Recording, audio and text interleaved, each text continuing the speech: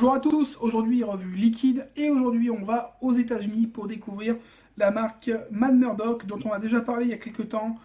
Ma première revue portait sur le liquide Maharas et aujourd'hui on va parler du Bleed and Lotus, donc un liquide qui est sorti il y a quelques temps mais que j'avais envie de tester et que j'ai eu l'occasion d'acheter il n'y a pas longtemps.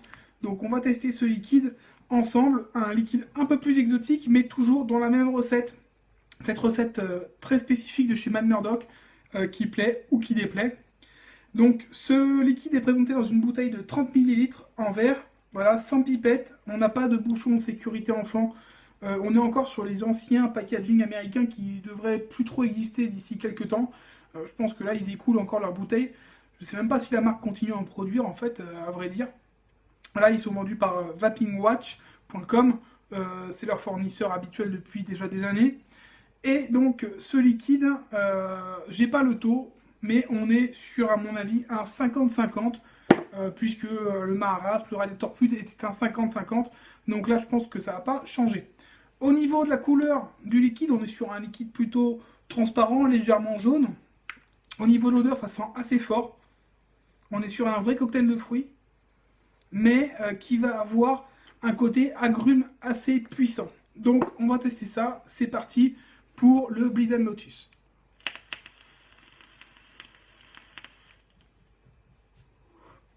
Ah, donc là on a une belle vapeur.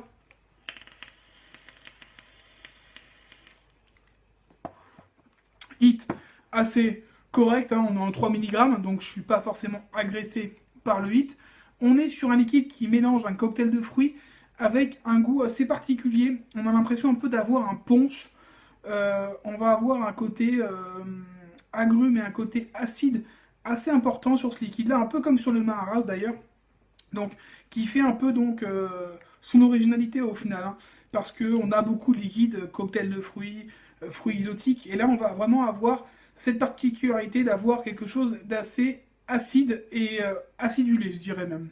Donc on est apparemment plus sur un côté un peu punch, donc vous prenez un cocktail de fruits que vous mettez dans du punch avec un côté acidulé, ça vous donne le Bleed and Lotus. C'est assez particulier, mais ça se vape bien, ça se vape facilement tout au long de la journée, surtout si vous êtes fan de tout ce qui peut être un peu bonbon aux fruits. Imaginez un bonbon aux fruits exotiques, donc qui serait un petit peu acidulé, bah, ça vous donne ce liquide.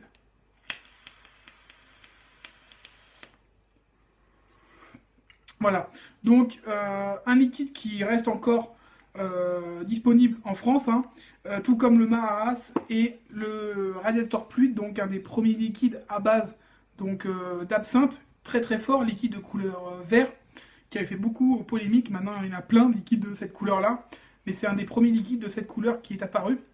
Et là, donc on est sur leur dernier liquide qui est sorti déjà il y a plus d'1 an, donc c'est plus vraiment très nouveau.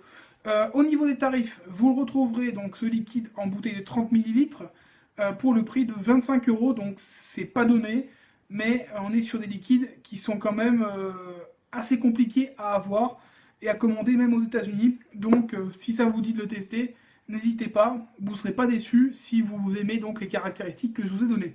Il est disponible en 0, en 3, en 6 mg ou en 10 mg de nicotine et vous le retrouverez donc chez notre partenaire evaps.fr. On se retrouve très bientôt pour une prochaine revue liquide ou matériel. Je vous mets l'adresse en dessous si vous souhaitez le commander. Et puis je vous souhaite une bonne journée ou une bonne soirée et surtout une bonne vape. Ciao.